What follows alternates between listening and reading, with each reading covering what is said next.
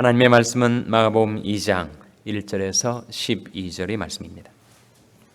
수일 후에 예수께서 다시 가버나움에 들어가시니 집에 계신 소문이 들린지라 많은 사람이 모여서 문 앞이라도 용신할 수 없게 되었는데 예수께서 저에게 도를 말씀하시다니 사람들이 한 중풍병자를 네 사람에게 메워 가지고 예수께로 올세 무리를 인하여 예수께 데려갈 수 없으므로 그 계신 곳에 지붕을 뜯어 구멍을 내고 중풍병자의 누운 상을 달아내리니 예수께서 저희 믿음을 보시고 중풍병자에게 이르시되 소자야 내 죄사함을 받았느니라 하시니 어떤 서기관들이 거기 앉아서 마음에 의논하기를 이 사람이 어찌 이렇게 말하는가 참남하도다.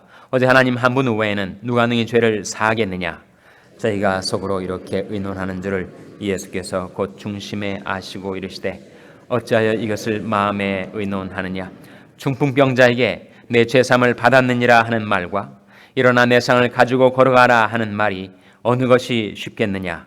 그러나 인자가 땅에서 죄를 사하는 권세가 있는 줄을 너로 알게 하려 하노라 하시고 중풍병자에게 말씀하시되 내가 내게 이르노니 일어나 내 상을 가지고 집으로 가라 하시니 그가 일어나 곧 상을 가지고 모든 사람 앞에서 나가거늘 저희가 다 놀라 영광을 하나님께 돌리며 가로되 우리가 이런 일을 도무지 보지 못하였다 하더라. 아멘. 할렐루야. 서로에게 평강의 복을 기원하는 마음으로 샬롬 인사 나누시기 바랍니다. 샬롬. 샬롬. 토요일 새벽 기도에 잘 나오셨습니다. 사순절 특별 새벽 기도 기간을 이용해서 우리 하나님 앞에 나와서 하루에는 간절한 여러분의 기도와 간구의 제목들을 하나님께서 그 인자하심으로 풍성하게 응답해 주시기를 주님의 이름으로 축원합니다. 오늘 여50 선교회와 여60 선교회가 바자회를 갖습니다. 취지는 교육관 증축을 위한 것입니다. 하나님의 은혜로 우리 장년부뿐만 아니라 교회 학교가 부흥을 해서 점차로 늘어나니까 아이들이 교육시설 공간이 앞으로 점점 부족해지게 될 거예요. 그래서 우리가 앉아있는 이 본당 동편, 그러니까 여기가 북쪽이고 이쪽이 동쪽이죠. 우리 건물이 동쪽에 한 8,000 스퀘어 피트의 잔디밭이 있습니다. 거기에 한 5,000 스퀘어 피트 정도 되는 교육관 시설을 증축할 그런 계획을 가지고 있습니다. 그래서 우리 자녀들이 어머니들이 손수 나서서 비록 조그만 바자회지만 이것이 하나의 계기가 되고 출발점이 되어서 앞으로 하나님께서 필요를 공급해 주시면 새로운 교육관을 증축할 수 있으리라는 그런 꿈을 가지고 오늘 바자회를 열게 되었습니다. 우리가 주일 예배 때문에 주일에는 가급적인 바자를 하지 않으려고 해서 이렇게 토요일 날 갖게 되었으니까 오늘 토요 새벽 기도에 나오신 여러분들이 새벽 기도에 끝나고 이제 바로 이 파킹랏에 필요한 그 테이블을 다 셋업을 해 놓게 될 텐데 많이들 동참해 주시고 또 협조해 주시기를 바랍니다. 내일 주일 예배에 참석하실 때는 평상시보다 1시간 일찍 나오셔야 됩니다. 일광절약 시간제가 내일부터 시작되기 때문에 평상시보다 1시간 일찍 나오셔야 예배에 늦지 않으실 수가 있습니다. 자, 오늘 본 말씀 마가복음 2장 1절 한번 같이 읽겠습니다. 마가복음 2장 1절 말씀 같이 읽겠습니다. 시작. 수일 후에 예수께서 다시 가버나움에 들어가시니 집에 계신 소문이 들린지라. 예수님이 탄생하신 동네는 어디죠? 베들레헴입니다. 예수님이 성장하신 동네는 어디죠? 나사렛입니다. 예수님이 공생의 사역에 말하자면 본부를 두신 동네는 어디죠? 바로 가버나움입니다. 가버나움은 갈릴리 바다 북쪽에 바로 갈릴리 바다의 붙어 있는 동네예요. 예수님께서 갈릴리 지역에 공생의 사역을 시작하시면서 공생의 사역의 본부처럼 두신 곳이 바로 이 가버나움입니다. 그래서 1절에 보시면 수일 후에 예수께서 다시 가버나움에 들어가시니, 그러니까 갈릴리 지역이든지 나사렛이든지 아니면 또 예루살렘이든지 이스라엘 땅 전역을 다니면서 하나님 나라 복음을 전파하신 예수님께서 이제 다시 돌아오셔서 쉬시기도 하시고 사역을 재정비하시고 그 다음에 또 다시 사역을 출발하시는 본고지로서 가버나움을 삼으신 겁니다. 그런데 그 말씀에 보시면 1절에 집에 계신 소문이 들린지라, 이 집이 나오는데 예수님이 뭐라고 말씀하셨습니까? 여우도 굴이 있고 공중의 새도 집이 있지만, 둥지가 있지만 인자는 뭐가 없다고 하셨어요? 머리 둘 곳이 없다고 하셨는데, 이 집은 예수님의 집인가? 누구 집이죠, 여러분? 이 집은 바로 시몬 베드로의 집입니다. 시몬 베드로는 갈릴리 어부인데 그가 장모를 모시고 가족들이 살고 있는 자기 집이 있었습니다. 그래서 바로 이것은 시몬의 집을 가리키는 것이죠. 예수님께서 지금 시몬의 집에 머물러 계실 동안에 사건이 벌어진 것입니다. 중풍병자가 있었어요. 온몸이 마비가 돼가지고 거동을 할 수 없는 이 중풍병자를 친구가 4명이 그를 들것에 메어가지고 예수님 앞에 데리고 나오려고 했던 겁니다. 그런데 예수님이 말씀을 전하신다는 소식을 듣고 가버나움 동네 사람들이 다 그 집에 모여 있는 거예요. 도무지 예수님 앞에 중풍병자를 데리고 나갈 수가 없게 된 겁니다. 사람들이 그 중풍병자를 지붕 위로 들고 올라가는 거예요. 당시 지붕은 평평한 테라스 같이 돼 있기 때문에 그 지붕 위에 옆 계단을 이용해서 지붕으로 올라가 가지고 지붕에 타일을 뜯어 가지고 구멍을 내서 그 중풍병자를 예수님이 계신 그 앞에 달아 내리는 겁니다. 그때 예수님께서 뭔가를 보셨어요. 예수님이 뭘 보셨다고 했습니까? 예수님께서 뭘 보셨다고 했어요?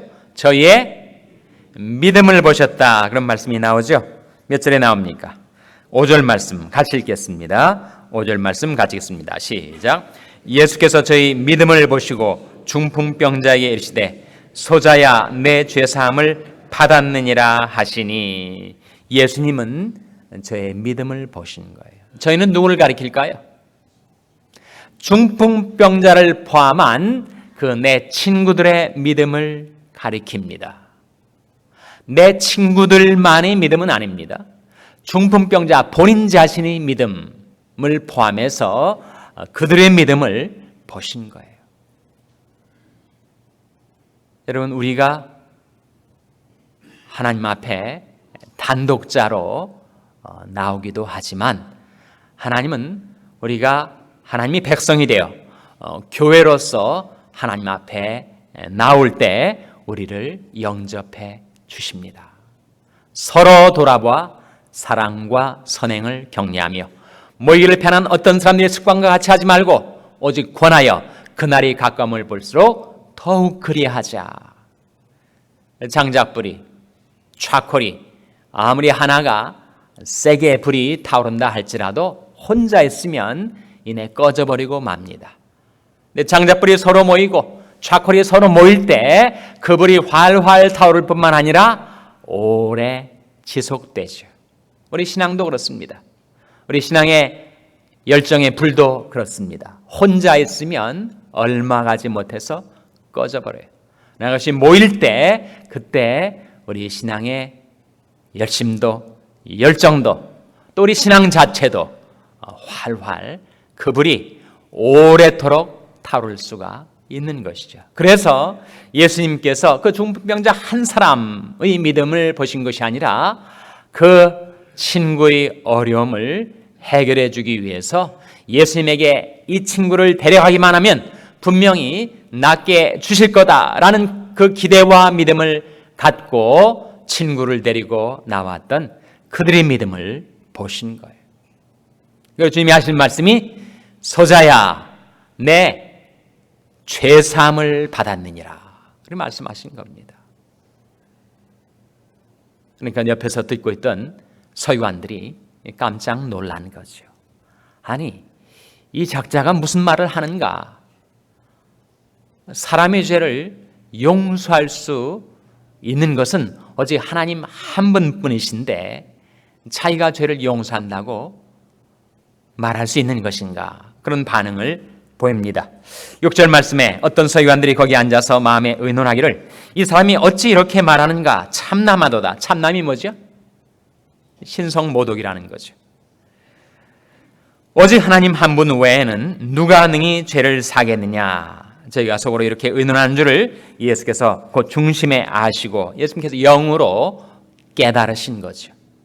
그들이 어떤 마음속으로 어떤 생각을 하는 것까지 주님은 다 감지하신 것입니다. 어찌 이것을 마음에 의논하느냐? 9절 말씀 같이 읽겠습니다. 시작.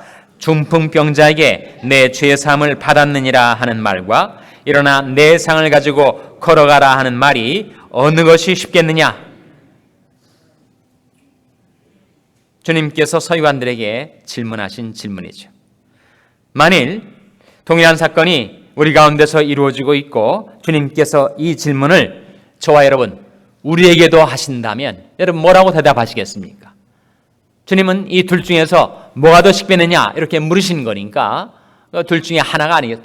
이번에도 둘 다 맞습니다. 이렇게는 우리가 대답을 못합니다. 자, 둘 중에서 어떤 것이 주님이 물으시는 질문에 대한 답이 되는 거예요. 그럼 어떻습니까? 주님이 말씀하시기를 중풍병자에게 내 죄사함을 받았느니라 하는 말과 일어나 내 상을 가지고 걸어가라 하는 말이 어느 것이 쉽겠느냐? 자, 전자입니까? 후자입니까?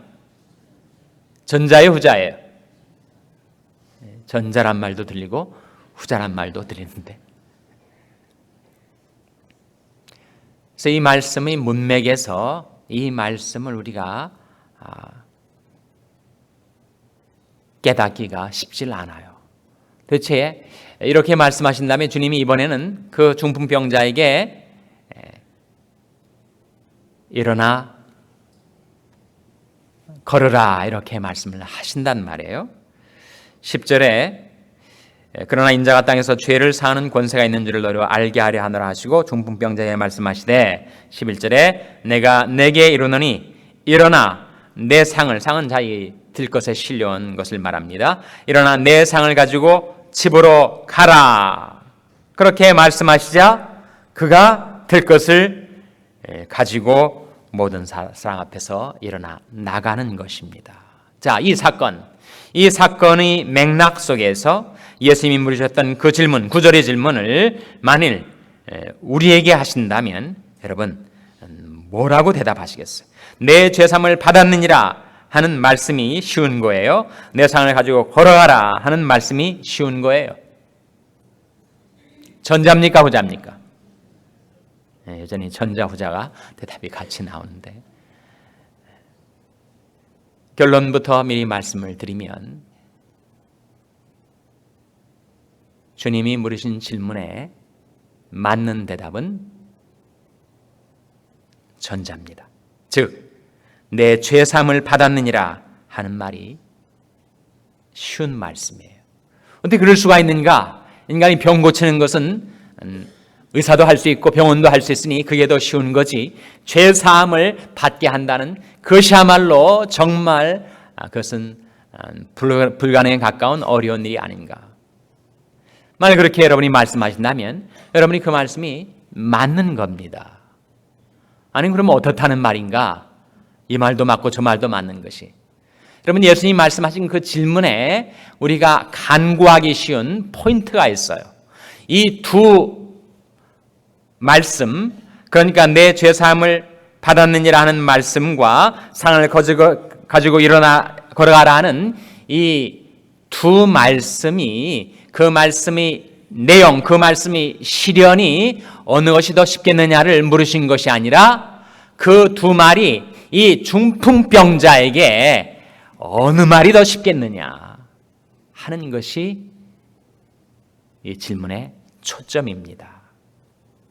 그러니까 주님께서는 이 중풍병자에게 지금까지 온몸이 사지가 마비가 되어서 도무지 움직일 수 없는 이 사람에게 일어나 걸어라 라고 말하는 것은 중풍병자에게는 불가능이라는 거예요. 그럴 땐 주님은 먼저 중풍병자가 받아들일 수 있는 그 말씀으로 소자야 내 죄사함을 얻었느니라고 말씀을 먼저 하신 다음에 그 다음에 신성모독죄를 걸고 예수님을 정죄하려 했던 그 사기관들과 모여있는 사람들 앞에서 인자가 실제로 죄사함의 권세를 가지고 있다는 사실을 사건적으로 입증하기 위하여 그 다음에 하신 말씀이 소자야 일어나 걸으라고 말씀하셨던 것입니다.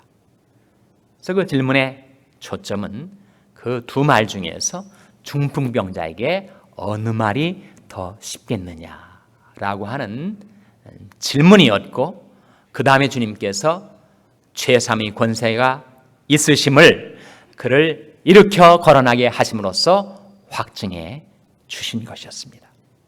그것은 본문의 흐름, 문의를 우리가 파악하기 위한 우리의 생각이었고 이 본문 말씀 속에서 더 중요한 것은 죄와 병의 관계입니다. 죄와 병의 관계. 이 중풍병자의 죄가 사함을 받았을 때 그의 몸이 일어나게 됩니다. 그러니까 이 중풍병자를 마비시키고 있었던 것은 바로 죄였습니다. 그 죄가 어떤 죄였는지 우리는 알 수가 없어요. 그러한 것처럼 우리 삶 속에서도 내 마음, 내 인격의 비밀이 되어버린 그 죄가 나의 삶을 묶어놓고 있는 것입니다. 만일 우리가 그 죄 사함을 받게 될 때 그 병에서도 우리가 노연하게 되는 것이죠. 죄와 병의 관계, 그것은 밀접한 관계가 있습니다. 로마서 5장 12절 말씀에 이러므로 한 사람으로 말미암아 죄가 세상에 들어오고 죄로 말미암아 사망이 왔나니 이와 같이 모든 사람이 죄를 지었으므로 사망이 모든 사람에게 이르렀느니라. 그 말씀에서는 죄와 사망의 관계를 보여주는 것인데 죄와 병의 관계도 그러하다 하는 거예요. 여러분, 우리가 죄를 지을 때 그 죄가 우리 마음, 우리 영혼, 우리 심령을 묶어놓게 됩니다. 그래서 그 결과 병이 생기게 되는 거예요. 그 죄가 용서 안 받으면 그 병이 치유되게 됩니다. 그러니까 이 중풍병자에게 있어서 병은 증상이고 마비 현상은 증상이고 그 병의 원인, 그 병의 뿌리는 죄였다는 거예요. 근데 우리 주님에게는 죄도 용서하시고 병도 고칠 수 있는 은혜와 능력이 있으셨습니다. 문제는 그 주님께 있는 그 은혜와 능력을 어떻게 내게 적용할 수 있는가? 어떻게 이것을 내 것으로 삼을 수 있는가? 그 주님이 근원에서부터 흘러나오는 그 은혜와 능력이 바로 내게로 흘러올 수 있게 하는 통로가 무엇인가? 그것이 제가 여러분에게 드리고자 하는 질문이에요. 여러분, 죄를 용서하는 은혜와 병을 고치는 능력이 주님에게 있습니다. 주님에게 은혜와 능력의 근원이 있는데 그것이 바로 내게로 흘러오게 만드는 그 은혜의 통로, 능력의 통로가 뭐라는 거예요? 그게 바로 주님께서 그들의 믿음을 보시고 라고 말씀하신 바로 그 대목에서 그 질문에 대한 대답을 우리가 발견하게 됩니다.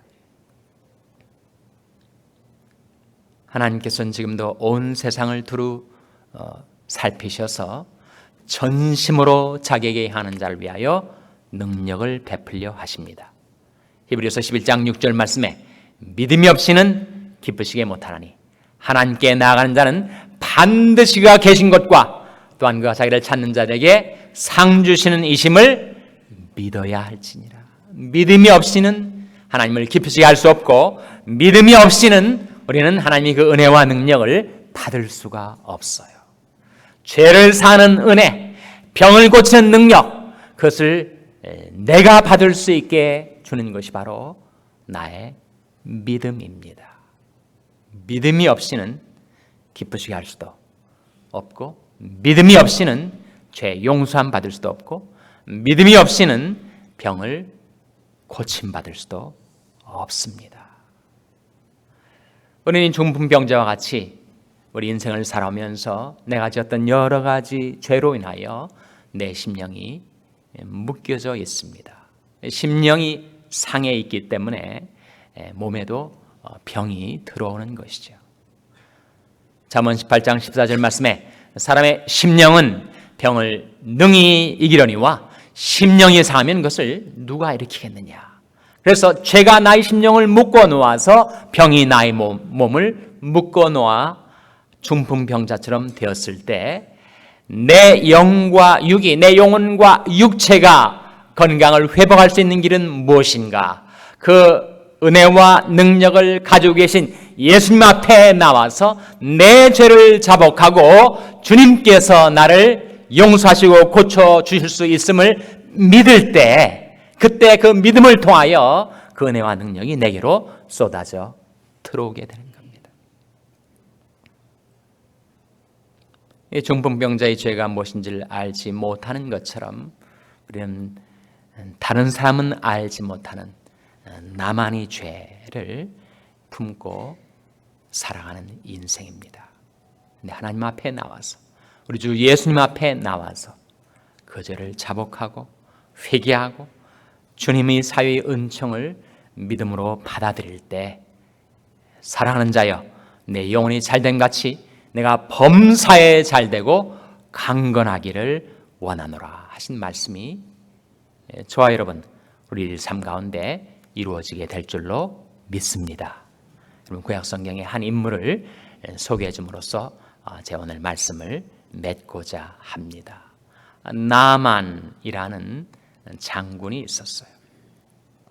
그 나만 장군이 요단강에서 7번 몸을 씻어서 그가 어린아이 살처럼 문둥병이 깨끗이 나은 것을 여러분 다 기억하실 거예요.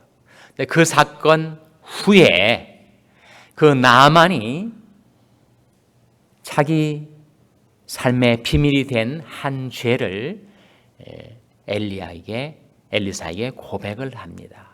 고백을 하면서 이렇게 호소를 하는 대목이 나와요. 열왕기하 5장 18절 한번 찾아보시기 바랍니다. 열왕기하 5장 18절 말씀. 열왕기하 5장 18절 말씀은 구약성경 569면입니다. 구약성경 569면 열왕기하 5장 18절 말씀. 나만의 한 가지 사연, 한 가지 내력, 한 가지 죄의 용서를 구할 때 그때 하나님께서 엘리사를 통하여 뭐라고 대답을 하셨는가를 우리가 발견하게 되는 말씀입니다. 구약성경 569면 열왕기하 5장 19절 말씀, 18절 말씀 같이 읽겠습니다. 열왕기하 5장 18절 말씀입니다. 시작. 오직 한 가지 일이 있사오니 여호와께서 당신의 종을 사유하시기를 원하나이다. 곧 내 주인께서 림몬의 땅에 들어가 거기서 숭배하며 내 손을 의지하심에 내가 림몬의 땅에서 몸을 굽히오니 내가 림몬의 땅에서 몸을 굽힐 때 여호와께서 일에 대하여 당신의 종을 사유하시기를 원하나이다. 지금 나만이 아람 장군 아닙니까? 근데 자기 왕이 림몬이라는 우상의 신당에 들어가서 숭배를 할 때 자기가 휘하 장군이니까 어쩔 수 없이 그 신당에 들어가서 그 왕이 우상 숭배를 하는 것에 자기가 어쩔 수 없이 함께 있게 될 때 오직 천상천하의 유일하신 여호와 하나님을 이제 섬기게 된 내가 어쩔 수 없는 상황에서 인생의 조건, 삶의 여건 속에서 어쩔 수 없이 제가 이 부족을 행하게 될 때 일에 대하여 당신의 종을 사유하시기를 원하나이다. 그렇게 호소를 했더니 하나님께서 엘리사를 통하여 뭐라고 말씀하십니까? 19절 같이 읽겠습니다. 시작. 엘리사가 가로되 너는 평안히 가라. 저가 엘리사를 떠나 조금 진행하니라. 하나님께서 그의 부족, 그의 허물, 그의 형편, 그의 사정을 정상 참작을 하셔서 그를 용납하시고 너는 평안히 가라. 그렇게 말씀해 주셨습니다.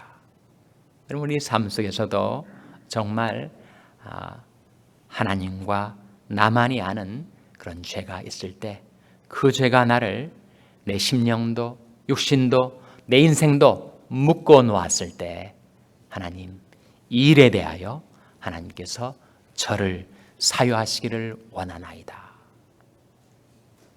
그렇게 자복하고 회개할 때 그 하나님의 은혜와 능력을 그렇게 믿을 때 그 믿음을 통하여 하나님이 사유의 은총과 치료의 능력이 임하게 될 줄로 믿습니다. 그런 은혜가, 그런 능력이 저와 여러분에게 임하게 되시기를 주님의 이름으로 축원합니다. 기도하시겠습니다. 오늘 말씀을 기억하며 하나님, 저희들도 용서받고 고침받게 하여 주시옵소서. 기도하시기 바랍니다. 우리 자녀들을 위해서 기도할 때 하나님, 우리 자녀들을 용서해 주시고 우리 자녀들을 치료해 주시옵소서. 그 심령도 육신도 고쳐 주시옵소서. 기도하시기 바랍니다. 병상에 있는 연약한 지체들을 위해서 기도하실 때 하나님, 저희 연약한 지체들을 주님의 은혜와 능력으로 치료하여 주셔서 건강을 회복시켜 주시고 다시금 하나님 앞에 쓰임받는 그릇들이 되게 하여 주시옵소서. 위하여 기도해 주시기 바랍니다. 우리 샬롬교회를 위해서 기도할 때 하나님, 저희 샬롬교회가 용서받고 고침받아 쓰임받는 교회가 될 수 있게 주시옵소서.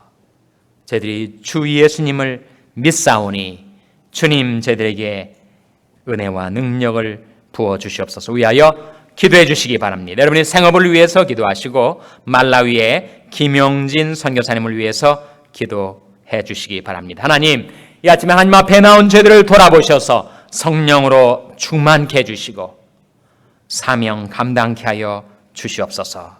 이런 제목들로 우리 합심해서 기도하겠습니다.